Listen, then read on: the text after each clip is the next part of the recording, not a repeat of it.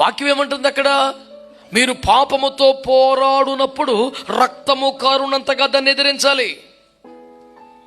అంటే ఈ పాపాన్ని జయించాలి అని ప్రభు సన్నిధిలో మోకాళ్ళు ఇస్తే దాని మీద జయం వచ్చే క్రమంలో రక్తమైనా చిందించాలి, కానీ ప్రార్థన మాత్రం ముగించకూడదని వాక్యం చెబుతుంది.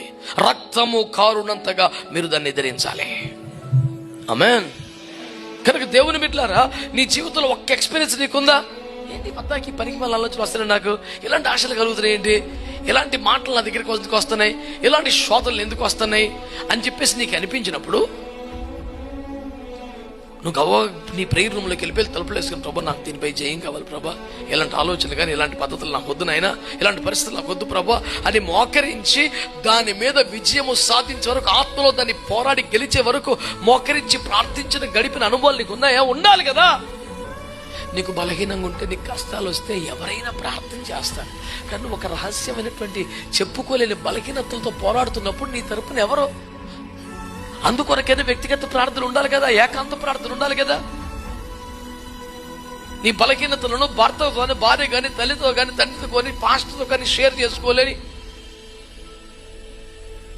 బలహీనపరచ ఆశల చేత అపవిత్ర పడిపోతుంటే, అంతరంగం మలినమైపోతుంటే, కారు ద్రాక్ష చేరు ద్రాక్ష లోపల పనిచేస్తా ఉంటే,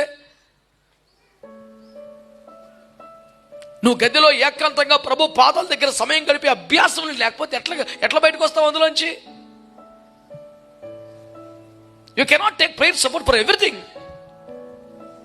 నీ భార్యకు కూడా తెలియని, నీ భర్తకు కూడా తెలియని, దేవునికి మాత్రమే చెప్పుకోవలసిన కొన్ని విషయాలు ప్రతి వ్యక్తికి ఉంటాయి. For that you need a personal prayer time with the God Almighty. You need to maintain a quiet time every day. కొంత సమయం ప్రభుతో గడిపేది ఉండాలి నీకు. అన్ను దినం శుద్ధీకరించుకోవాలి.